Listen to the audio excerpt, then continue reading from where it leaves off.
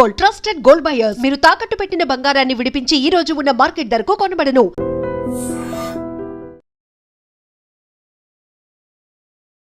Hi viewers, welcome to I dream. బేసిక్గా ఈరోజు నాతో పాటు మన బిగ్ బాస్ హౌస్లో ఉన్న పవన్ కళ్యాణ్ వాళ్ళ తమ్ముడు బాలు ఉన్నారు. సో బాలుతో మాట్లాడి చాలా విషయాలు తెలుసుకుందాం. హాయ్ బాలు. హాయ్ అక్క. సో ఎలా ఉంది పవన్ కళ్యాణ్ ఆట? వాడి గేమ్ అయితే ప్రస్తుతానికి ఇంకా రాలేదు, ఎందుకంటే ఇంకా బిగ్ బాస్ గేమ్ పెట్టలేదు. గేమ్ పెట్టి ఆడి గేమ్ చూసేదాకా మాకైతే ఆడుతాడని కన్ఫర్మ్ ఉంది, బాగా ఆడుతాడు అనేసి. ఆడియన్స్కి కూడా బాగా తెలుస్తుంది గేమ్ పెడితే, గేమ్ అందులో ఇన్వాల్వ్ అయిన తర్వాత. కానీ ఈ ట్రోలర్స్ ఎందుకు వస్తున్నాయో అర్థం అవ్వట్లేదు. బిగ్ బాస్ అందరికీ ట్రోలర్స్ వస్తున్నాయి, కానీ వీడికి బాగా వస్తున్నాయి. కానీ ఎందుకంటే ఇప్పుడు ఆడుండేది మామూలు జస్ట్ ఆడ వెనకాతలు రీతి తిరుగుతుంది, కానీ రీతి వెనకాతలు ఆడు తిరగట్లేదు. దాంతో అది ఒక విధంగా వేరేలాగా ఏడిచింది అనేసి ఈడు వెళ్ళాడు. వెళ్ళి మామూలుగా ఈడు ఎమోషనల్ ఫీల్ అవుతాడు. ఎవరైనా ఏడిసినా, ఎవరైనా ఏదైనా చేసినా నా బాధ్యత నా ఓలు అనేసి అనుకొని వెళ్తాడు. వెళ్ళి మాట్లాడుతాడు వాళ్ళతోని, మాట్లాడి వాళ్ళకి చెప్తాడు. దాన్ని కూడా తప్పుగా ప్రొటెక్ట్ చేసి అందులో మిస్బిహేవ్ ఏమీ చేయలేదు, ఇలా చేయలేసి ఏమీ చేయలేదు. వాడు అందులో తప్పేముంది దానికి ట్రోల్ చేయడం? ఆర్మీ అబ్బాయి ఉండి ఒక ఇది లేదు అది లేదు, ఆర్మీ పర్సన్ తడాక తేల్చేస్తారు, కంటెంట్ ఇవ్వట్లేదు, అసలు ఏం మాట్లాడట్లేదు. ఆర్మీ అనేసి వచ్చేసరికి అగ్ని పరీక్షలో అలా సెల్యూట్ కొట్టి ఆర్మీ అని చెప్పుకున్న దానికే ఆర్మీ సింపతితో వెళ్ళాడు అగ్ని పరీక్షకి అని చెప్పారు. అలాగనేసి మేము ముందే చెప్పాం వాడికి, నువ్వు ఆర్మీ పేరు ఎక్కడ ఎత్తకు, ఆర్మీ సింపతికి నువ్వు ప్యూర్ కామన్ మ్యాన్గా వెళ్ళు, నువ్వు నీ ఆట అయితే చూపించు, నీ గేమ్ అయితే చూపించు, నీదేంటి చూపించు, నిరూపించుకొని చెప్పాము. దానికి కూడా ఇప్పుడు ఆర్మీ ఏం ఆడుతున్నాడు, ఆర్మీ అయ్యి ఉండి ఏం ఆడుతున్నాడు అంటే దానికి కూడా ట్రోల్స్ చేస్తే ఇంకేం చేస్తారు. కొంతమంది అయితే అసలు ఆర్మీయే కాదంటున్నారు. ఆర్మీ కాదంటే వాళ్ళకి తెలియదు కాబట్టి వాళ్ళు కాదంటున్నారు. ఇది ఒక ఏమైనా తెలుస్తుంది ఆర్మీ ఎలాగుంటుందో. కానీ ఇప్పుడు ఆ సింపతితో వెళ్ళట్లేదు కదా హౌస్లోకి, ఆ సింపతితో అయితే లేడు హౌస్లోని, ఆర్మీ కార్డు ఉపయోగించి అయితే లేడు. తనుజ రీసెంట్గా స్టేట్మెంట్ ఇచ్చారు ఆవిడ. అవును, అది క్లియర్గా ఇచ్చింది. తమ్ముడు అనేసి ఉంటుంది, నువ్వు అందరితో నాతో ఎలా మాట్లాడుతున్నావు నాతో అలాగే మాట్లాడు అనేసి క్లియర్గా చెప్పింది.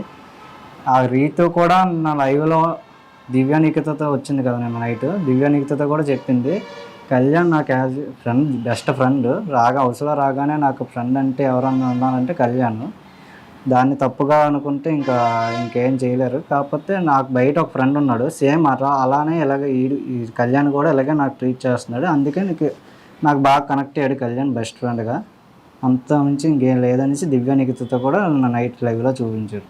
నేను నైట్ లైవ్లో చూశాను. ఓకే, సో మరి ఈ తనుజది ఏంటి సడన్గా అలా రావడం? యాక్చువల్లీ వీళ్ళిద్దరి మధ్య అంత ఎక్కువ ఉండేది కాదు కదా, ఓన్లీ రీతుతో ఎక్కువగా ఉండేది అనేది అన్నటి వరకు రీతు అన్నారు. ఇప్పుడు ఏమో తనుజతో జస్ట్ ఏదో సైలెంట్గా మాట్లాడుతుంది, దానికి కూడా ఇంకా హైప్ ఇచ్చేసి ఇంకా ట్రోల్స్ చేస్తున్నారు.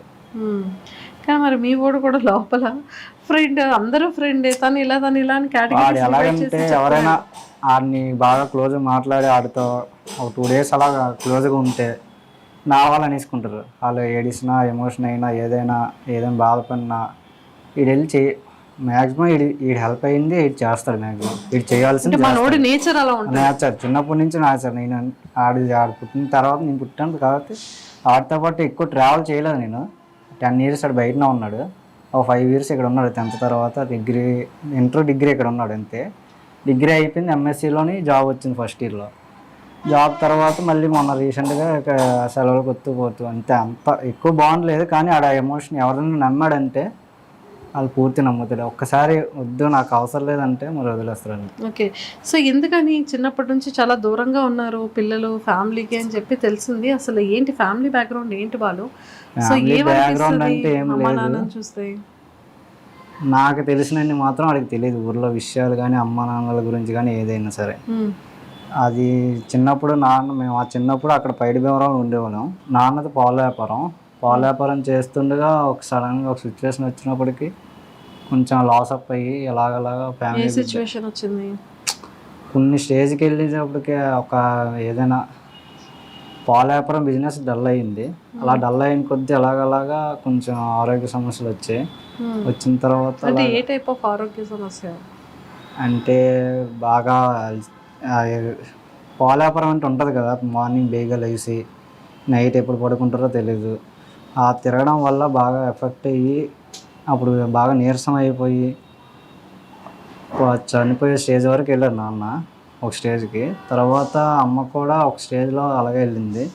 నా సిక్స్త్ కాదు ఫోర్త్లోని అమ్మ కూడా చనిపోయే స్టేజ్కి వెళ్ళింది. నేను చూశాను, కానీ ఆడికి తెలియదు ఆ బాధ అంతా, నాకు ఒక్కడికి తెలుసు. ఆడికి బాధ ఏం చెప్పకుండా ఆడి బయట నుండి మంచిగా చదివించి మంచి జాబ్ తెద్దామని ఆడు చేయించారు. నాకు చదివించారు, కానీ నేను 10th ఆపేసాను. ఐటీఐ చేసి ఎలక్ట్రికల్. ఆ తర్వాత అలాగలాగ ఇప్పుడు ఆడు జాబ్కి వెళ్ళగానే మొన్నటి వరకు క్యాబ్ డ్రైవర్ మా నాన్న.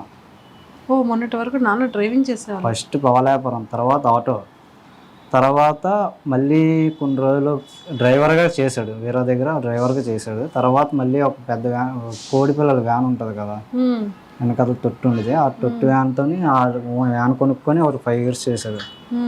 అది అయిపోయిన తర్వాత యాక్చురీ ఆఫీసర్ అనేసి మళ్ళీ ఇంకా ఆ వ్యాన్ అమ్మేసి 1 year గ్యాప్ తీసుకున్నాడు. 1 year గ్యాప్, 6 months గ్యాప్ తీసుకొని మ్యాక్సీ క్యాబ్ కొనుక్కున్నాడు. మ్యాక్సీ క్యాబ్ కొనగానే ఒక 2 months అయింది కరోనా. నాన్నకి అమ్మకి నానమ్మకి కూడా వచ్చింది. నానమ్మ కంటే భయంతో పెట్టుకున్నది అది. ఆ టైంలోనే ఆ వ్యాన్ కొన్న 2 monthsకి వ్యాన్ ఒక 6 months ఇంటికాడ ఉంది. అలాగా అయిన తర్వాత అలాగా కరోనా లాస్ట్ మాకు తగ్గింది అనగా మా నాన్నమ్మకేమో చనిపోయారు. కరోనా టైంలోనే చనిపోయారు. ఎందుకంటే బెంగ పెట్టేసుకున్నారు మా నాన్నమ్మ. ఎలాగంటే మా పెదనానికి బాగాలేదు, మా చిన్నపెదనానికి బాగాలేదు, మా నాన్నకి నాకు మా అమ్మకి ఇలాగ వేయడం వల్ల బెంగ పెట్టేసుకొని ఆ భయంతో చనిపోయారు. అది అయిపోయిన తర్వాత 2 months తర్వాత అలాగా కరోనా అంతా తగ్గిపోయిన తర్వాత మ్యాక్సీ క్యాబ్ టీచర్లు తగిలారు వైజాగ్, రోజు up and down Vizag to Bhogapuram, high school teachers. అది అలా కంటిన్యూ అయ్యింది. 3 years అయ్యింది. అంతా అయిపోయిన తర్వాత వాళ్ళకి టీచర్స్కి డిస్కషన్ అయ్యి వాళ్ళు మిస్అండర్స్టాండింగ్ వల్ల ఒకళ్ళు బేగ వస్తారు, ఒకళ్ళు లేట్గా వస్తారు అనడం వల్ల ఆఫీసర్ వల్ల తిరగలేక నాన్న ఓపిక అయిపోయాక ఇంకా అమ్మేశాడు వ్యాన్ అమ్మేసి ఒక 2 months తర్వాత 2-3 months తర్వాత షాప్ ప్లాన్ చేసాం. 2024 డిసెంబర్లో పెట్టాం షాప్. 2023 డిసెంబర్లో పెట్టాం షాప్. ఇప్పటికి 2 years అవుతుంది. ఇప్పటికి అన్నీకి జాబ్ రాగానే కొంచెం ఆమె ఫ్యామిలీ అలా సెట్ అయింది. అన్నయ్య చూసుకుంటాడా? శాలరీ పంపించడం కానీ ఇంటికి చేస్తుంటాడా? అంటే నాన్నలు అయితే వాళ్ళ నుంచి ఒక రూపాయి ఆశించరు. అది నువ్వు ఇవ్వాలి నాకు ఇవ్వాలి అనేసి ఏమి ఉండదు. నీ డబ్బులు నీ ఇష్టం, అలాగని నువ్వు వేస్ట్గా వచ్చేట్టుకు నీ జాగ్రత్త నువ్వు చూసుకో అని చెప్పే పంపించారు అడిగి. దాంతోనే ఆడు ఉంటున్నాడు, ఆడు చేస్తున్నాడు. అది ఇప్పుడు సడన్గా మొన్న రీసెంట్గా అవకాశం వచ్చింది కాబట్టి ఇందులోకి ఇలా వచ్చింది డాడీ అని చెప్పాడు. సరే వెళ్ళు, వచ్చింది కదా, వచ్చిందాన్ని వదులుకోవడం ఎందుకు, వెళ్ళు, నీ అలాగే నీకు ఇష్టం, చిన్నప్పటి నుంచి ఇష్టం యాక్టింగ్ అంటే, వెళ్ళు ట్రై చేయి, వచ్చిందంటే వెళ్ళు అంతే. సో బాలు ఎలా ఉంటాడు అంటే లైక్ తన వే ఆఫ్ టాకింగ్ కానీ, తన మైండ్ సెట్ కానీ, తన క్యారెక్టర్ కానీ? మైండ్ సెట్ అంటే ఊర్లో అయితే ఎవరితో ఫ్రెండ్షిప్ చేయడు, ఊర్లో ఎక్కువ తిరగడు, ఊర్లో ఫ్రెండ్షిప్ కూడా చేయడు. నాడు ఉన్నది ఊర్లో 5 years ఉన్నాడు, ఇంటర్ నుంచి డిగ్రీ వరకు. ఆ ఊర్లో ఫ్రెండ్షిప్ అయితే ఎక్కువ లేదు, ఊర్లో అంత బాండ్ కూడా ఎవరితో ఉండదు. మీ ఇద్దరు బాండింగ్ ఎలా ఉంటుంది? మా ఇద్దరు బాండింగ్ అయితే ఉండేది తక్కువసేపు. అలాగా నేనంటే ఆడికి ఇష్టం, ఆడంటే నాకు ఇష్టం. ఎంత కొట్టుకున్నా తిట్టుకున్నా సరే ఒక టైంలో వచ్చి నాకేదైనా ఆడొచ్చి వస్తాడు, ఆడికి ఏదైనా ప్రాబ్లం అయినా అని చెప్తాడు. అలాగనేసి అడిగిందల్లా చెప్పడు, చిరాకు పడతాడు. నమ్మడంటే ఆ టైంలో సీరియస్ ఏదైనా ప్రాబ్లం వచ్చిందంటే వస్తాడు. సో మీ ఇద్దరిది బెస్ట్ మెమరబుల్ మూమెంట్ ఏదైనా ఒకటి చెప్పు. బెస్ట్ మెమరబుల్ మూమెంట్ అంటే అంత ఇప్పటి వరకు తనకి ఎక్స్ప్రెస్ చేయలేనిది, తనకు చెప్పుకోలేనిది? తనకు చెప్పుకోవాలని అంటే ఏం లేదు, అంత క్లోజ్. ఆర్మీ వెళ్ళేటప్పుడు కానీ లాంగ్ నుండి ఎప్పుడు మిస్ అవ్వలేదా మీ అన్నయ్యని? మొన్న రీసెంట్గా బిగ్ బాస్కి వెళ్ళే ముందే ఫోన్ చేయకుండా వెళ్ళిపోయాడని మిస్ అయ్యింది. అదొకటే బాధ అనిపించింది మరి, ఇదొకటే బాధ. ఓకే. అందరికి ఫోన్లు చేసి నీకు చేయలేదా? నాకు చేయలేదు, ఇంట్లో వాళ్ళకి చేయకుండా వెళ్ళిపోయాడు. అయ్యయ్యో, లోపలికి వెళ్ళేటప్పుడా? లోపలికి వెళ్ళేటప్పుడు. ఎలా ఉంది ఇప్పుడు లోపల అంతా బాగా లోపల అయితే బాగానే ఉంది, కాకపోతే గేమ్ ప్లే రాలేదు అంటున్నారు. గేమ్ ప్లే రావడానికి నేను బిగ్ బాస్ టాస్క్ పెట్టట్లేదు. ఒకటే ఫస్ట్లో స్టార్టింగ్లో ఒకటి పెట్టారు అంతే. ఆ తర్వాత మిగతాది ఓదార్పులు ఇవి ట్రోల్స్ వస్తున్నాయి. కానీ ఈడైతే మైండ్ సెట్ ఇది ఫస్ట్ వీక్లోనే ఫ్లోరాస్ అయిని ఇలాగ బాధపడిందని దాన్నే ఇలాగ పట్టుకొని ఏమైంది అని చెప్పి కూర్చోబెట్టి అడిగేసి చేసి ఆ ప్రాబ్లం క్లియర్ చేశాడు మానిటర్గా ఉండి.